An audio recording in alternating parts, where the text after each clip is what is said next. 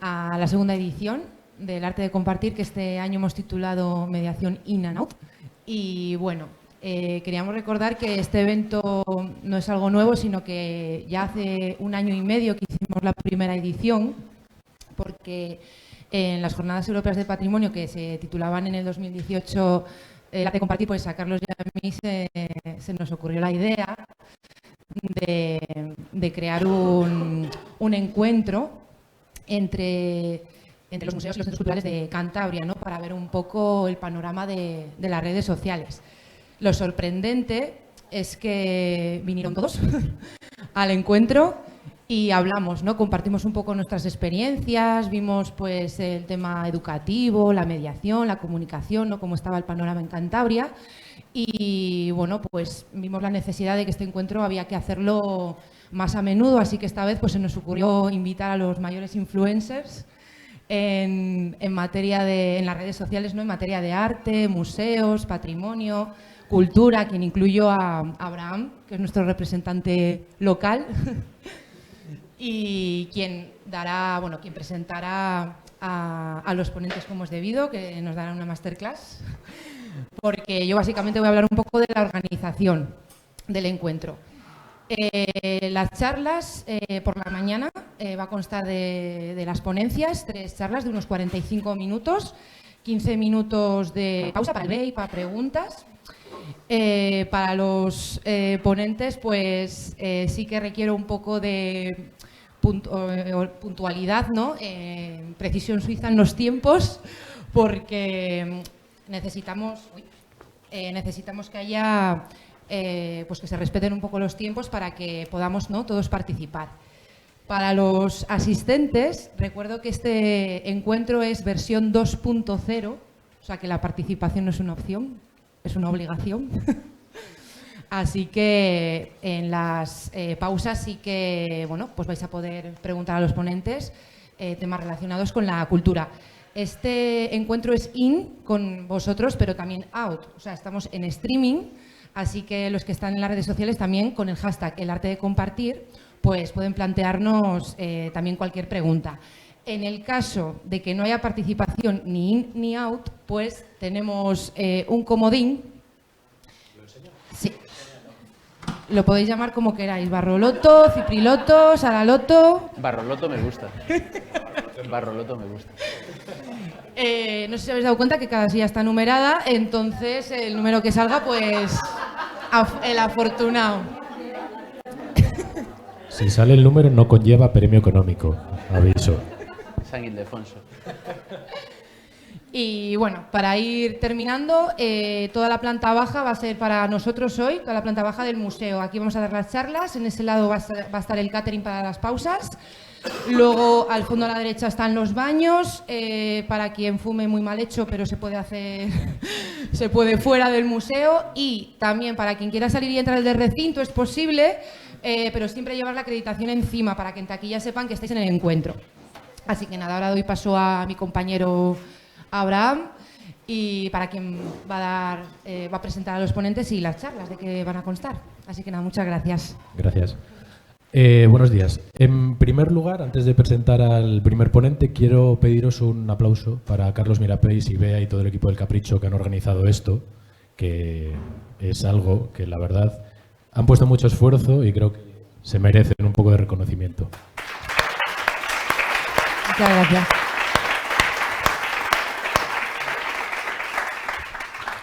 Bien, pues el primer ponente es este caballero que viene de Santiago de Compostela y es, yo creo que le conocemos todos, pero bueno, os introduzco un poco a qué se dedica. Es educador en la Ciudad de la Cultura de Santiago de Compostela y también es profesor en la Colgate University, entre otras cosas. Y mal que le pese, es, como yo siempre le llamo, el líder, porque es el foco al que todos seguimos cuando hay un tema importante de arte o cultura en redes sociales. Y gracias a él se han conseguido muchas cosas y se están consiguiendo muchas cosas, gracias a él y a toda la comunidad de Twitter. Y es un privilegio, la verdad, tenerla aquí y seguro que disfrutamos mucho con él y que aprendemos y lo pasamos bien. Así que un aplauso para Miguel Ángel Cajigal, el barroquista.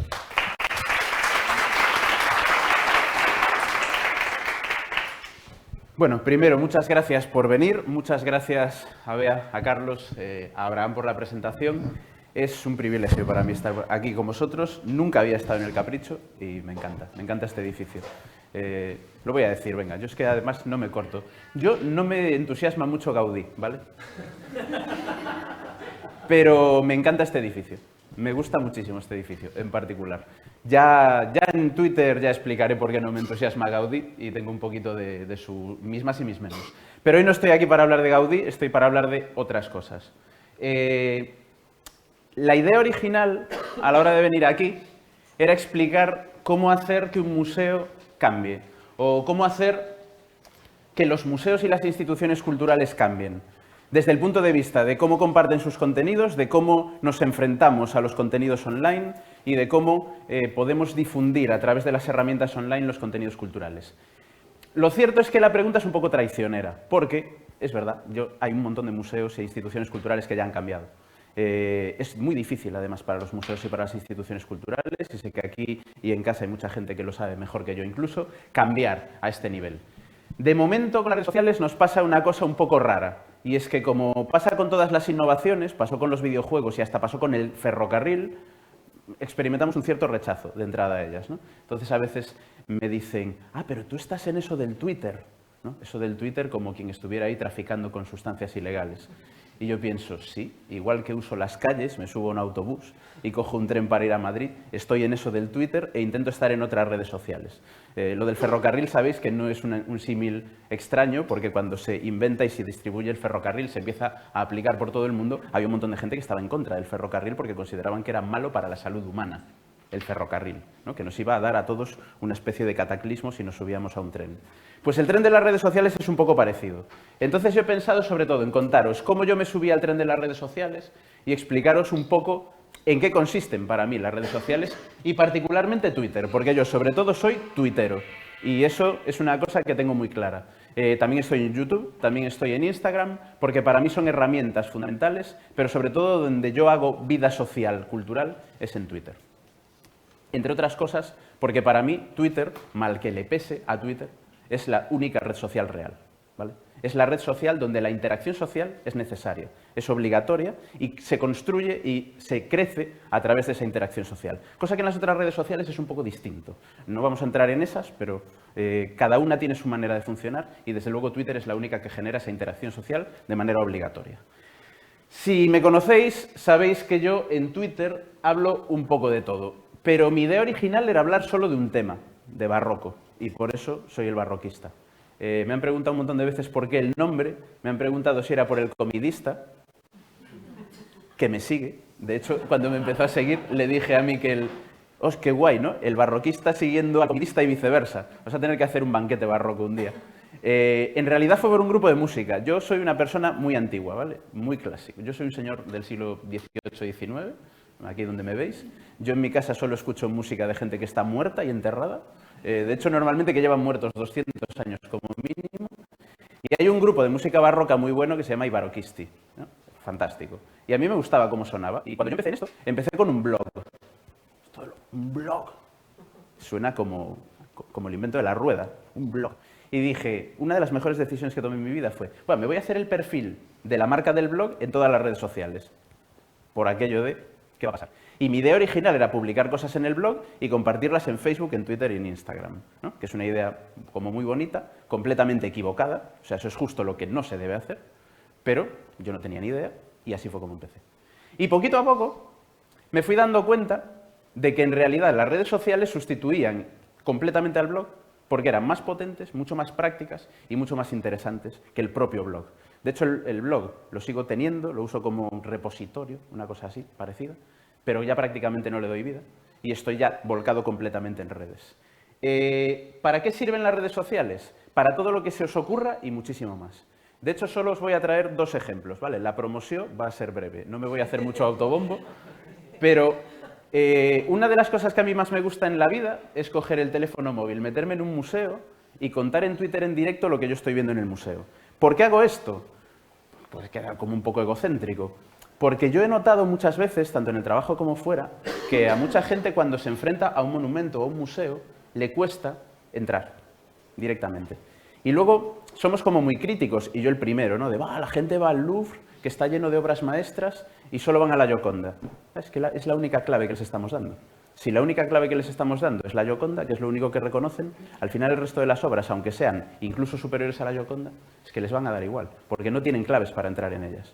Entonces mi idea un día fue decir, oye, ¿y si me voy a un museo y tuiteo en directo una visita mía al museo? Y no una visita diciendo, este es Rafael fue muy importante por esto, por lo otro, sino simplemente sacar una foto del cuadro y decir, pues mira, yo cuando veo este cuadro me fijo en esto. O a mí me llama la atención esto. O a mí lo que me interesa de esta escultura es esto. O en esta sala lo que me interesa es esto. O el montaje, la museografía de esta sala me parece interesante por esto. Simplemente, sin mayores pretensiones. No pretendo dar una clase de historia del arte cuando visito un museo. Y fue una experiencia muy gratificante para mí. Debo decir que mi primer museo, donde yo perdí mi virginidad tuitera museística, fue el Museo de Sevilla, que creo que es el mejor sitio para empezar. El Museo de Bellas Artes de Sevilla. Y me lo pasé muy bien. Y a partir de ahí fui saltando. Como funcionó muy bien, lo hice en el Thyssen, hice un recorrido en el Thyssen que fue además muy satisfactorio, porque el Museo Thyssen es mi museo favorito en el mundo y me lo paso muy bien allí, entonces lo pasé muy bien. Y a partir de ahí fui escalando, lo hice en el Pompidou de Málaga, lo hice en exposiciones temporales y hace unos meses lo hice en la National Gallery de Londres, que es una locura, ¿vale? Hay que estar muy loco, como yo, para meterse en la National Gallery y decir, voy a tuitear una visita completa a uno de los museos de arte más potentes que hay en Europa. Tardé 13 horas. Y casi se me caen los dedos, de verdad, lo hice en 2 días, y con mucha producción detrás, producción tuitera, pero producción, es decir, yo me di, ya no recuerdo ni cuántas vueltas a las salas de la National Gallery previamente para ver el recorrido, hice fotos antes, de hecho al final acabé utilizando fotografías que ya tenía, porque si no era imposible, porque sabéis que los ingleses son de recogerse pronto, entonces no era plan de quedarme yo allí tuiteando cuando el museo ya estaba cerrado. Y la gente me miraba raro, que eso me suele pasar en los museos, ¿eh? Cuando venga uno que a mí no me gusta molestar, entonces como que me pongo allí como de tapadillo contra una columna y cuando venga un tipo raro que está con el móvil todo el día en un museo, ¿sabéis lo que pasa cuando la gente mira el móvil en el museo? ¿No? Que es como esta cara de desaprobación, ¿no? Desaprobación absoluta. Mira, está al lado de una obra maestra y está mirando el móvil. Desaprobación. Me interesa mucho porque esto nos permite conectar en tiempo real con un montón de gente. Mientras yo estaba haciendo esto, aparte de la que la propia National Gallery me estaba siguiendo, lo cual para mí fue un honor, y luego compartieron el hilo que yo hice, muy generosamente, había miles de personas que estaban visitando la galería conmigo. Y eso fue súper potente. Me hacían comentarios, participaban. Incluso había mucha gente, también historiadora del arte, o artistas, que estaban complementando lo que yo decía. Eso me pasó una cosa muy bonita en el Museo de Málaga, en el Museo de la Aduana. Cuando yo estaba haciendo una de estas visitas y saqué una foto, no sé si habéis estado en el Museo de Málaga, pero tienen esta tumba maravillosa de un guerrero, y cuando yo estaba sacando fotos y tuiteándolas, gente del equipo arqueológico que excavó la tumba me estaba poniendo fotos de la excavación en tiempo real. Entonces yo estaba de repente conectado a través de Twitter, no solo con la gente que me estaba siguiendo, sino con los profesionales que habían excavado esa tumba. Eso son las redes sociales. O sea, no están solo para tirarse tortas unos a otros, ¿eh? Están también para hacer cosas creativas e interesantes, porque no son más que una herramienta. Y nosotros una llave inglesa la podemos utilizar para darnos golpes en la cabeza o para construir cosas. Y eso pasa con cualquier herramienta. Luego, por otra parte, yo soy el agonías, ¿vale? Yo en Twitter soy el agonías. ¿Por qué? Porque ya lo tengo asumido. Hay una cosa que me da mucha rabia, que es que en redes sociales siempre se viraliza mucho más el contenido negativo. Es así. No lo he inventado yo, ¿no? Es como cantaba la canción esta italiana, ¿no? Había una canción italiana que decía, la vida es así, no la he inventado. Pues yo tampoco lo he inventado esto, ¿vale? Está, de hecho, muy estudiado por qué nos impactan más las noticias negativas que las positivas, por qué las compartimos más, por qué la indignación en general es un sentimiento que se comparte mucho más fácilmente que otros sentimientos positivos. Pero en todo caso, yo noté que había muchas cosas sobre el mundo patrimonial que casi nadie decía en redes y dije, pues voy a decirlas yo. Y así me convertí en el agonías, ¿no? Un momento clave en ese sentido fue cuando ardió la Catedral de Notre Dame, que no sé si os habéis enterado, pero la Catedral de París ardió el año pasado. Y yo no sé cómo seguisteis aquello, pero yo lo vi en los medios de comunicación tradicionales, donde todo era apocalipsis, ¿no? Completamente arrasada la Catedral de Notre Dame. Y yo, como creo que cualquier historiador del arte o persona que ha trabajado en historia de la arquitectura, pensaba, pues si las catedrales han ardido 800 veces. O sea, si estos edificios estaban pensados para arder. Quiero decir, que igual acaba muy mal esto y perdemos la catedral, pero no sería lo más probable. Lo más probable es que sea un desastre, que lo fue, pero que la catedral va a sobrevivir por lo menos al 80, 85, 90%, que es lo que al final ha pasado. Se ha perdido una parte muy importante de la catedral, se ha perdido una joya de la carpintería, porque sabéis además que la carpintería del tejado de Notre Dame era original, lo cual es un palo muy gordo haberla perdido, pero en general la catedral está aceptablemente bien. Y las bóvedas que se han caído ya se habían caído muchas veces, y lo sabemos, porque los edificios medievales han pasado de todo. Y yo empecé a contar esto, ¿no? Lo conté en directo, había miles de personas que, aunque yo soy el agonías, curiosamente en este caso yo era menos agonías que los periodistas, porque los periodistas ya la daban por perdida, ¿eh? Despediros de ver Notre Dame, ha ardido todo, todo. Y es como, ¿todo? ¿Todo? Bueno, no, tampoco para tanto. Y esto se viralizó muchísimo. A veces me preguntan cuál es el secreto para que un contenido de Twitter se viraliza. No tengo ni idea, ¿vale? Ni idea. De hecho, si lo supiese, los cuidaría más, porque algunos de los contenidos que se acaban viralizando tienen o una foto muy cutre, que en ese momento era la que encontrabas, o una falta de ortografía, porque Twitter es muy amigo de las faltas de ortografía. Y dices tú, esto es como si me viene a ver una estrella de Hollywood a casa y yo no sabía que me visitaba y salgo despeinado y en pijama, ¿no? Pues ahí la liamos. Pues despeinados y en pijama nos pilla casi todo en Twitter. Entonces hay que tener facilidad para cambiar el paso. Lo que me interesa sobre todo de Twitter es esa idea de interacción social. Es decir, Twitter permite que todo el mundo pueda conectar con gente con intereses similares y poder compartirlos. Nosotros podemos estar en Twitter hasta las 3 de la mañana discutiendo cuál sería la mejor posición para un cuadro de la sala 63A del Museo del Prado, porque somos unos enfermos, ¿vale? Estamos mal. Pero es que resulta que hay más personas que están igual de mal que nosotros, que les interesa eso y que pueden tener ese debate en Twitter porque, como nos ha pasado yo creo que a todo el mundo con las cosas que nos apasionan, pues a lo mejor en tu círculo social no puedes darle la turra a tus amigos. En plan, oye, ¿tú sabías que hay un cuadro en el Prado? Anda, sí, cállate, ¿no? Y en Twitter tú encuentras a un montón de gente a la que le interesa lo mismo, e incluso que le interesa más que a ti, y aprendes un montón. Yo tengo que decir que lo que más he sacado en Twitter es aprendizaje, y yo estoy en Twitter para aprender de la gente que está aquí, y para aprender de la gente que no está aquí, pero que nos está viendo, y que comparte los contenidos y que los enriquece. Yo he encontrado en Twitter a muchísima gente que sabe muchísimo más que yo, y eso es lo que más me interesa, porque al final nos retroalimentamos, y vemos las cosas desde puntos de vista diferentes. Eso es una verdadera comunidad social. Cuando ya tienes una comunidad con la que puedes hablar, con la que puedes compartir contenidos, pero que ellos comparten los suyos y a la vez enriquecen los tuyos. Una cosa que además me interesa mucho, bueno, os dejo que disfrutéis de Felipe IV, primero. Esta es reciclada, pero gusta siempre tanto que siempre la pongo, ¿vale? Una cosa que me encanta además de las redes sociales es que nos permiten hablar de cultura, de museos, de patrimonio cultural, como si fuera fútbol. Y me explico. Parece como que hay temas de los que no se puede hablar divirtiéndote, ¿no? Que tuvieras que hablar como con una corbata, en el caso de los chicos, o con un vestido largo, en el caso de las chicas, y hay que hablar todo muy serio y con palabras muy correctas. Y no tiene por qué ser así. De hecho, en Twitter hay comunidades tremendamente especializadas, muy divertidas. No sé si aquí hay alguien de clásicas, pero, por ejemplo, la comunidad de latinistas en Twitter, tanto en inglés como en español, es brutal. Hacen unos memes. O sea, los mejores memes de las redes sociales los hacen los profes de latín y griego.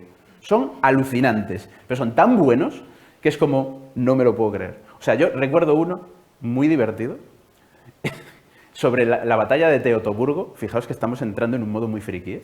Que no sé si os acordáis de un cantante portugués que ganó Eurovisión hace un tiempo, ¿no? Y había como una foto suya que está como así. Y el meme era, cuando el emperador te pregunta qué tal te fue en la batalla de Teutoburgo, ¿no?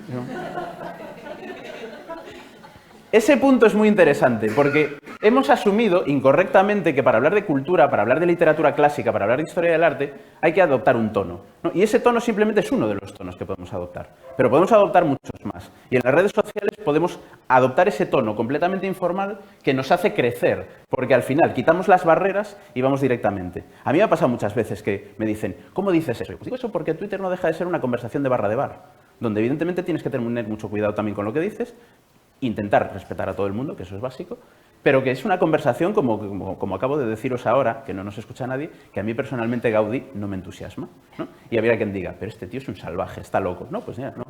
Yo diferencio muy claramente en la historia del arte lo que me gusta de lo que me interesa. A mí Gaudí me interesa mucho, pero personalmente, mi gusto personal, que es una cosa completamente diferente, pues no me encanta y no pasa nada. No te tiene que encantar Beethoven, a lo mejor no te encanta, te puede interesar. Y si eres compositor o músico, tienes que saber lo que hace Beethoven. Yo ahí utilizo una frase que me gusta mucho de un señor que se llama Alberto Chicote, que es cocinero, no sé si lo conocéis, que siempre en las entrevistas dice que no le gusta el huevo. Y todo el mundo dice, pero si eres cocinero, ya, sé cómo funciona el huevo. Calma, o sea, sé hacer una tortilla de patata, pero a mí no me gusta. Pues ya está, yo uso esa misma lógica. No tiene por qué gustarnos todo, siempre y cuando sepamos el valor que tienen las cosas relativamente. Ese debate informal lo que nos permite es hacer que los conceptos se acerquen a nosotros, y es algo que me interesa mucho. Cuando alguien puede estar hasta las 3 de la mañana debatiendo cómo se deberían colocar los cuadros de un determinado museo, no le está faltando al respeto a ese museo. Lo que está haciendo es que ese museo forme parte de su vida y de la vida de las personas que están debatiendo con esa persona. Y eso es muy enriquecedor, porque al final el acto de patrimonializar el patrimonio cultural es eso. Patrimonializamos el patrimonio cuando lo sentimos como nuestro. A la gente le dolió que ardiese Notre Dame porque la sentía como suya. Y si arde otra catedral gótica francesa, menos famosa, pero igualmente importante, igual no lo sienten tanto, porque no la han patrimonializado. Esa idea de patrimonializar el patrimonio cultural en las redes sociales se hace muy bien. Y yo creo que por eso son tan valiosas. Hay que decir que en este sentido la red social que gana con diferencia para mí es Twitter, pero a día de hoy Instagram empieza a ser ya una necesidad. Yo hace como un año me empecé a plantear que no podía estar fuera de Instagram porque yo, ya os digo, que hice todas las cuentas con el perfil del barroquista, pero la de Instagram la tenía para pijaditas, ¿eh? O sea, subía alguna foto interesante que me había salido medio chula y poco más. Pero Instagram es fundamental también porque tiene otras herramientas potentes. A mí lo que me interesa de cada red social son las herramientas que permiten. Y los directos de Instagram, como supongo que sabéis, son una herramienta potentísima. Porque te permiten conectar directamente con muchísima gente, responder dudas, responder preguntas, y desde el punto de vista de las instituciones también es muy potente porque permiten conectar directamente con un montón de gente. Al final estamos entrando en la casa de mucha gente que me dice, pues yo te escucho mientras desayuno, ¿no? Yo te escucho mientras voy al trabajo y pongo el móvil en la guantera, lo enchufo y voy escuchando. Y eso es interesante. Pensad en los directos de Instagram del Museo del Prado, que son una referencia absoluta en lo que es comunicación cultural, porque permiten a miles de personas que no han estado nunca en el Museo del Prado y que igual no van a estar nunca, entrar en el Museo del Prado todos los días y ver una obra cada día. Y eso es un potencial que sin las redes sociales no tendríamos. De hecho, yo siempre pongo este ejemplo, ¿vale? El Museo de Cádiz, para mí es un ejemplo de cómo se deben manejar las redes sociales desde una institución. Es cierto que son de Cádiz y tienen una ventaja enorme siendo de Cádiz, que ya sabemos que eso te da una libertad especial, ¿vale? Pero el Museo de Cádiz es realmente virtuoso, o sea, el virtuosismo con el que el Museo de Cádiz, bueno, el virtuosismo con el que ese hombre maneja las redes sociales es increíble. Porque es decir, vale, soy un museo, pero estoy en redes sociales. El decoro nos exige que en cada contexto hablemos como se habla en ese contexto. Y si vamos al fútbol no vamos de frac, pues sería raro. Igual que si vamos a una boda no llevamos la bufanda del Sporting de Gijón atada al cuello, ¿no? Aquí hay que adaptarse. Y él se ha adaptado muy bien a las redes, porque utiliza el lenguaje de las redes para transmitir los contenidos del museo a las redes. Y es uno de los museos con más seguidores de España en redes sociales, con diferencia. Precisamente por eso, porque es fresco, es informal, es bastante gamberro, porque es de Cádiz. Entonces puede ser de Cádiz y puede ser gamberro. Me gusta mucho esa idea, porque en el fondo, teñir de humor las redes sociales del Museo de Cádiz es lo lógico, porque eso también es patrimonio cultural de la ciudad. Desde este punto de vista, Twitter puede llegar a ser muy potente. Y el ejemplo que yo quería traer hoy aquí, y del que quería hablar hoy aquí, es el ejemplo de Rosa Bonheur. Para hablar del proyecto Una rosa para el Prado, tengo que decir que yo solo soy una parte muy pequeñita de este proyecto, ¿vale? Yo fui parte de eso, pero como digo, una parte muy pequeñita. Hubo mucha gente que además está aquí, que hizo un trabajo tremendo para que esto fuese posible, y hubo dos personas en particular, Bernini tiene cuenta de Twitter, si no lo sabéis, pues estáis tardando, es una de las mejores cuentas de Twitter del mundo mundial, y Luis Pastor, que fue fundamentalmente la cabeza tractora que llevó esto adelante. ¿Qué pasaba con esto? ¿Qué pasaba con Rosa Bonheur? No sé si conocéis la historia, pero os la voy a resumir muy rápido.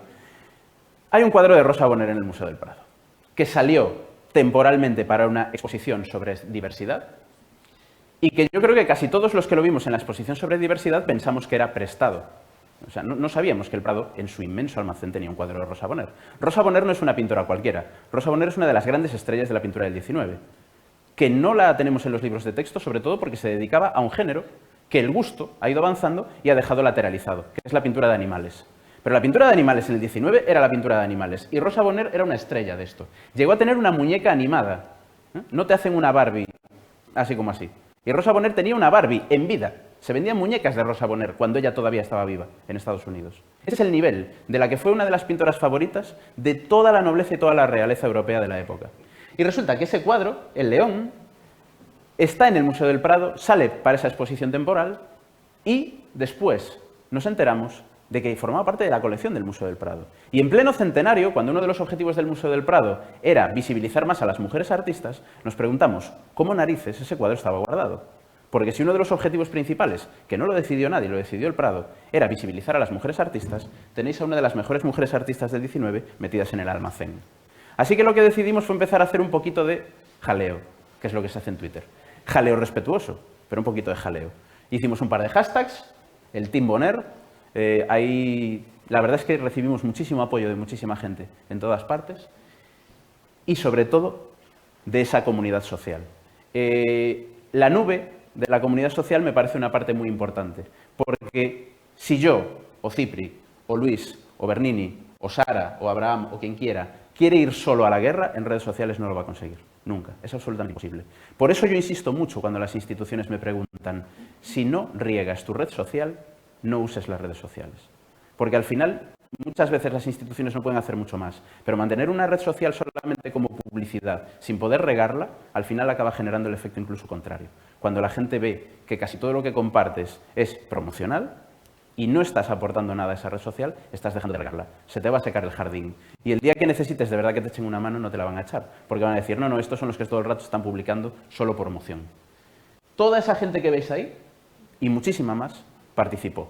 Ahí están muchas de las personas que hicieron posible que Rosa Bonheur se convirtiese en noticia, literalmente, porque fue noticia. Pero sobre todo el espaldarazo definitivo lo hizo el capitán del equipo, que fue Luis Pastor. Luis, además de saber un montón de arte y de ser artista y diseñador y de tener un sentido del humor un poco singular, tiene una capacidad estratégica brutal y decidió dibujar un pequeño cómic, simplemente para explicar, casi sin palabras, por qué el cuadro de Rosa Bonheur debería estar colgado en la Sala del Prado. Y él hablaba de una niña, ¿no?, que fuese al Museo del Prado y dijese, oh, qué bonito es todo, pero entre todos los que están aquí solo veo nombres de hombre, prácticamente no veo nombres de mujer en los cuadros. Recordad que antes de que Rosa Bonheur saliese del almacén, solo había 3 mujeres representadas en las paredes del Museo del Prado en la colección permanente, ¿vale? Esa niña conoce la historia de Rosa, que la historia de Rosa Bonheur tiene una serie de Netflix detrás, de las buenas, ¿eh? Vivir en un castillo con leones, vestir pantalón con permiso oficial de la policía, vivir con sus parejas femeninas y además dejarles su herencia. O sea, es una vida espectacular. Y a partir de ella, crear la idea de que había un cuadro que podía hacer un gran cambio, ¿no? Nuestra idea, sobre todo, era siempre constructiva. Aquí que nadie se equivoque. Nosotros no queremos enseñar al Museo del Prado cómo tiene que hacer su trabajo, porque lo saben perfectamente. Y, de hecho, el Museo del Prado sabe perfectamente hacer su trabajo. Es uno de los mejores museos del mundo. Aquí nadie le va a explicar desde Twitter a los profesionales del Museo del Prado cómo tienen que hacer su trabajo. Pero sí podemos ayudar. Podemos ayudar a generar una sensación, a generar una opinión, a generar una corriente que ayude a que el Museo del Prado pueda hacer eso y salir ganando. Porque si no, al final pasaría desapercibido. Y es así, literal. Si el cuadro se hubiese colgado con nocturnidad y alevosía, por decirlo de alguna manera, no habría tenido prácticamente ningún efecto. Y a día de hoy sabemos que ese cuadro es uno de los cuadros más ilegalmente fotografiados del Museo del Prado. Sabéis que no se pueden sacar fotos en el Museo del Prado. Con lo cual a mí me hacen la puñeta. Pero bueno, es una decisión que no comparto, pero comprendo y respeto. Y de repente se convirtió en un fenómeno. Y a Luis os puedo asegurar que le llegan todos los días fotos del león. Todos los días. Es un fenómeno. Vas a la sala 63A, yo creo que las salas del 19 del Prado nunca tuvieron tanta marcha como desde que está Rosa Bonheur allí colgada. Lo cual mola un montón, porque a Rosa Bonheur le pega esta idea disruptiva de ser la que entra en el gallinero a alborotar a las gallinas. De hecho, claro, cuando algo pasa en redes, enseguida se contagia a los medios de comunicación tradicional, que nos siguen mirando como... Hace unos meses me hacían una entrevista para un medio de comunicación y la que me entrevistaba me decía, yo tengo compañeros redactores que todavía se refieren a las redes como esa moda de las redes. Es como esa moda de Internet, ¿no? Esa moda del ferrocarril. Cuando pase la moda del ferrocarril, ya volverá todo a estar en su sitio. No, las redes no son una moda, no van a pasar. Es posible que mueran algunas y se creen otras nuevas. Igual que ya no todo el mundo ve Gran Hermano porque hay otros realities, ¿vale? Pues al final un poco es esta idea. Igual Twitter muere, igual Instagram muere, no tiene pinta, pero puede ser que llegue a pasar. Pero el concepto de red social ha llegado para quedarse. Y acaba contagiando al resto. Nos permite tener una conexión mucho más directa, nos permite hablar directamente con todo el mundo. Y muy probablemente, si estáis aquí o está la gente conectada a través del streaming, es por las redes sociales. Porque si no, ¿de qué? Íbamos a estar en comillas, un día como hoy, para escuchar a 4 historiadores del arte. 4 historiadores del arte estamos aquí. Y venís a escucharnos y os estáis conectando para escucharnos. Esto es por las redes sociales. Me parece un logro espectacular, ¿eh? Porque no somos precisamente premios Nobel de física. Hay otras disciplinas que tienen más visibilidad, pero la nuestra está consiguiendo mucha visibilidad precisamente gracias a las redes sociales. Muchas gracias por escucharme, muchas gracias por conectaros y si tenéis alguna pregunta, soy todo vuestro. Gracias.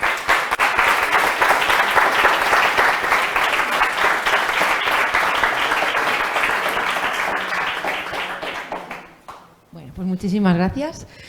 Ahora viene el turno de preguntas. No sé si hay alguien que se anime, quiere abrir la veda. Nadie. Hay que aprovechar. Si no, la Barroloto sacamos, ¿eh? Queremos Barroloto. Yo quiero Barroloto. Sí. Si no, igual necesitan el Pregunta. micro, ¿no? Para que se oiga.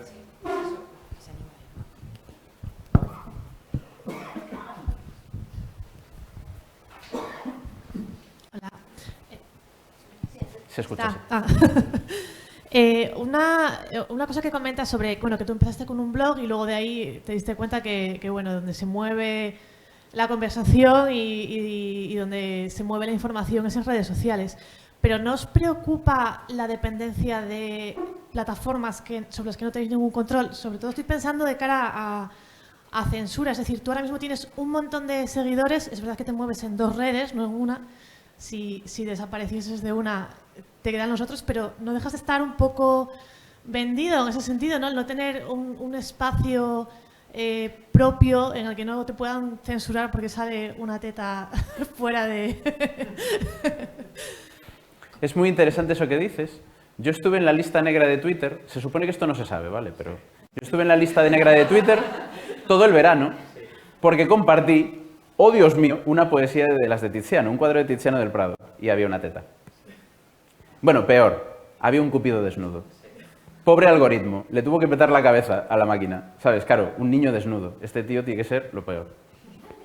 Pues tienes toda la razón. En el fondo, claro, yo creo que los que estamos aquí ya somos de una generación que no somos completamente nativos, entonces no vemos las redes sociales como el sol, los ríos y el océano. Que eso le pasa a la gente menor de una determinada edad, ¿no? Que se piensan que Gmail es ambiental, es como el sol y los planetas. Está ahí, pero no hay nadie detrás de Gmail. No, nosotros sabemos que hay alguien detrás, y sí es un problema. Yo personalmente me despreocupo bastante, soy un poco inconsciente, también lo tengo que decir. Pero siempre aconsejo tener mucho cuidado en este sentido. Twitter no es la peor. Porque además Twitter es una red social donde los usuarios somos bastante integristas. Fijaos que es la que menos ha cambiado desde que se creó. Y cuando pasó de 140 a 280 caracteres fue una guerra, ¿eh? Hubo gente que abandonó Twitter. Es como, no, entonces me marcho. O sea, esto ya no es Twitter. Y bueno, y los que hacemos hilos hay gente que nos considera Satanás en persona con rabito, ¿eh? Esto no es para eso, esto es para hablar en 280 caracteres, ¿no? Entonces, Twitter en ese sentido tiene la máquina, que estamos a ver si la máquina espabila un poco, porque no es tan difícil que la máquina diferencie un cuadro de Tiziano de lo que no debería estar colgado en redes sociales. Pero, por ejemplo, YouTube ya tiene un problema muy gordo con eso. Porque YouTube es una plataforma que no deja de ser el mayor canal de televisión del mundo, donde la mayor parte de la gente sube contenidos, que al final el canal de televisión se los lleva y si un día decide echar el cierre, se queda con todo, ¿no? Es cierto, dependemos de plataformas sobre las que tenemos muy poco control. Entonces, claro, siempre hay que ser un poco prudente en ese sentido. Yo soy un inconsciente, ¿eh? Pero es una pregunta muy, muy pertinente en este sentido. Yo, por ejemplo, la puedo contestar, ¿no? Sí. Claro, porque yo... Hola, ¿qué tal? Ahora os cuento yo cosas. ¿Me oís bien? Sí. Sí. Yo, por ejemplo, me muevo más en YouTube y en Instagram, ya os lo cuento. Y yo, por ejemplo, tengo Diógenes digital, entonces lo guardo todo en teras, en discos duros. Y claro, todos mis vídeos están salvaguardados también, tengo copias guardados en mi ordenador y en discos duros externos, por si acaso algún día, como igual que se cayó Fotolog, pues yo qué sé, ¿no? Pues ¿os acordáis de Fotolog? Acabas de tener una regresión. A ver, que levante la mano quien tenía un MySpace. Claro, MySpace o un Fotolog. Claro. Además, Amigos. los nicks más divertidos del mundo salen de ahí, ¿verdad? Vale. Amigos. No os preocupéis, no os lo voy a preguntar. Pero igual que se cayó eso, soy consciente de que también se puede caer YouTube en cualquier momento, también se puede caer Instagram. Y ahora si queréis yo os cuento un poco la diferencia, porque Instagram es muy perecedero, YouTube es mucho más residual, Twitter es efectivamente hilos que me recuerdan a los cajones de ovillos de lana que todo se termina enredando y encontrar contenido es complicado. Entonces, bueno, sí que yo por ejemplo lo voy poco a poco, lo tengo todo guardado en discos duros y luego los voy subiendo poco a poco a mi web, a una página web. Claro. Es el blog, al final es donde un poco va a parar todo. Sí. La idea de usar repositorios, ¿no? Yo como he visto morir tantos formatos, yo fui administrador de un foro de temática histórica. Foros, los foros, que parecía que iban a vivir eternamente. Claro, llegaron las redes sociales y se lo llevaron todo. Las redes sociales también han hecho mucho bien, ¿eh? Pensad que desde que están las redes sociales ya nos llegan esos PowerPoints infinitos al correo electrónico que hacían los procrastinadores laborales, ¿no? Pues ahora la gente procrastina en redes y no mandando PowerPoints peñazo. Entonces, bueno, hemos ganado en eso. No sé si hay alguna otra pregunta. Venga, animaros. Hola, buenos días. Bueno, Buenos días. enhorabuena al Capricho y al equipo del Capricho por el encuentro y a vosotros por pues decir, oye, pues hay que acercarse ahí a Cantabria, que es la tierra perdida. Bueno, menos de Revilla, que es el gran reinventor de la historia de Cantabria, pero bueno, esto es otro hilo que habría que dar. Yo que vengo del norte, sabes que para comunicarnos entre el norte es complicadísimo. Los que vienen de Madrid Claro, es más fácil. exacto. Todos, bueno.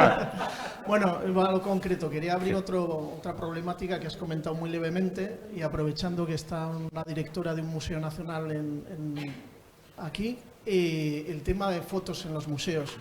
Es interesante y controvertido, se entiende, es verdad, los que seguimos esas políticas de redes de los grandes centros de patrimonio cultural, cuando escuchas los argumentos, pues están muy de acuerdo, a favor y en contra, y cuando sales del país, pues también hay otra serie de políticas que se aplican en función, y eso quería saber tu opinión, y no sé si Pilar puede dar la suya, desde que depende de la persona, más que de la institución, hay políticas culturales que podría ser de la persona, personas, equipo que están en los museos, no sé tú. Yo me voy a mojar claramente porque además no es secreto, lo digo muchas veces en Twitter. Yo estoy absolutamente a favor de que se puedan hacer fotografías en los museos. Nota a pie de página. Entiendo ciertas restricciones. No comparto las restricciones maximalistas. Y pongo un ejemplo muy claro para mí. A mí que me digan que un museo no permite hacer fotografías para evitar la masificación de las salas, no me vale. No me vale por una razón. El cazafotos, que parece ahora que es pecado, sacarse fotos delante de un cuadro, cuando ya lo hacían en el siglo XIX, sacarse fotos delante de las obras de arte. El cazafotos se pone delante del cuadro, hace así y se marcha.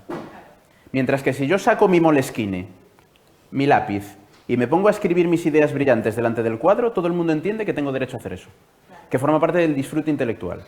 A mí me ha molestado mucho más en un museo, a mi visita personal como visitante, el típico erudito que le quiere explicar a voz en grito a sus acompañantes la sala y el mundo, que recuerdo una experiencia en el Museo Berggruen de Berlín, que hasta los vigilantes de sala me miraban en plan, pobrecito, te ha tocado el gordo, porque tenía ya unos señores que a voz en gritos estaban pasando todo el museo. Eso me parece mucho más molesto para una circulación de museo que una persona que coge, saca una foto y se va. Y ya no entro si la foto la quiere para lo que le dé la gana, para el Instagram o para lo que le dé la gana. Luego, prohibiciones puntuales, las entiendo perfectamente. Por ejemplo, para mí el ejemplo perfecto es el Neues Museum de Berlín. En el Neues Museum de Berlín se pueden hacer fotografías en todo el museo, excepto en la sala de Nefertiti. Y ya está. Que además es muy gracioso, porque si quieres una foto con Nefertiti, tienes otra al lado, que la gente ni la ve, ¿no? Están los relieves estos maravillosos, que son increíbles. Pero con el busto de Nefertiti no te dejan hacerte un selfie. ¿Por qué no? Porque es un lío. Bueno, pues lo entiendo. O Museo Reina Sofía. Fotos, sí, pero en el Guernica no, porque se puede montar un jaleo. Eso lo puedo entender. La prohibición como tal de aquí fotos no, siempre que haya derechos de autor, cuestiones tal, evidentemente sí, pero la prohibición como tal, yo personalmente no estoy a favor. ¿La respeto? pero no estoy a favor. Yo creo que las fotografías son una manera de relacionarnos con las obras, una manera en la que mucha gente hace memoria, porque al final yo estoy loco y yo puedo visitar 7 museos en un día, porque estoy loco, pero la mayoría de la gente visita 2 museos en un día y les explota la cabeza. Y luego ya no recuerdan lo que han visto. Entonces, incluso para mí, desde el punto de vista profesional o para investigación, sacar una foto de un detalle de un cuadro, sacar la cartela, que te tiene el número de referencia. Yo nunca he hecho un hilo del Museo del Prado, no porque no quiera, sino porque a mí hacer un hilo del Museo del Prado me lleva un mes. Porque tengo que bajarme las fotos, tengo que prepararme todo. Mientras que yo podría hacer un hilo en directo en el Museo del Prado, voy allí con el móvil y en un día estoy, igual que hice en la National Gallery. Pero es que se me multiplica el trabajo por mucho, porque ya he hecho, si tengo una libreta en casa, esto es como secretos de tuiteros, tengo una libreta en casa donde está el hilo del Museo del Prado. Porque yo he ido 6 veces al Museo del Prado a preparar un hilo. Pero es que luego la idea de ponerme delante de la web del Prado y descargarme 100 y pico fotos, una por una, me vuelve loco.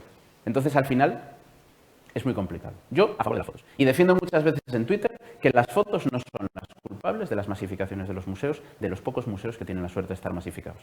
Porque cuando la gente dice que lo de la Gioconda se arreglaba prohibiendo las fotos, no. En esa sala van a entrar 10 millones de personas al año, olvídate. O sea, las fotos no son las culpables. Si metes 10 millones de personas en una sala de un museo, pues va a haber 10 millones de personas al año. O sea que yo, a tope con las fotos, lo tengo muy claro. ¿Y cuál es la diferencia entre las fotos y hacer una película?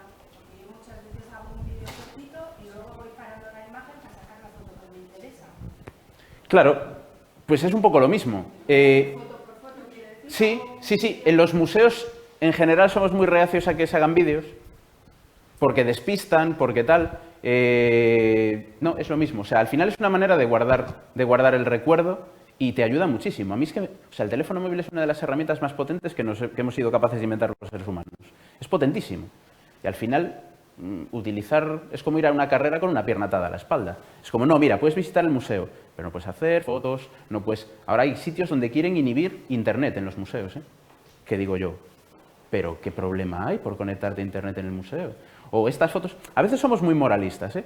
En Twitter, hay gente que critica, porque de vez en cuando alguien sube una foto de un museo, el otro día creo que era el Louvre, y había gente sentada en el banco de una sala con el móvil. Y mira, en vez de estar mirando los cuadros. ¡Calma! O sea, que el Louvre son 14 horas de visita. O sea, porque te sientes 3 horas a ver el móvil no te va a pasar nada, digo yo. O sea, no tienes que estar todo el día teniendo una experiencia estética súper intensa, que igual no te da la patata para tanto. O sea, igual te falla.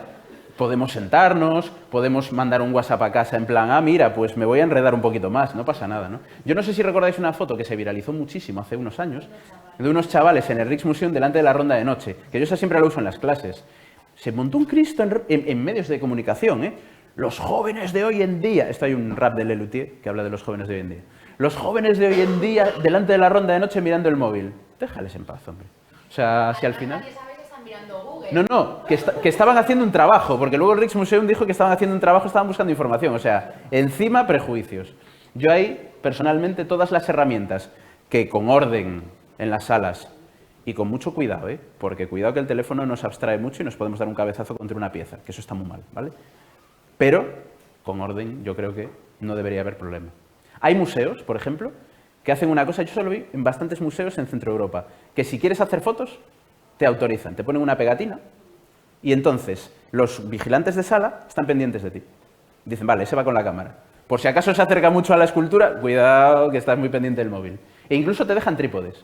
O sea, si llevas la pegata de hacer fotos, te sacan un trípode allí, de detrás de la sillita de descanso y te dicen, no, tú haz... Y el resto no. Bueno, pues oye, es un sistema. Yo en general soy muy partidario de las fotos y del móvil. ¿Más cocinas?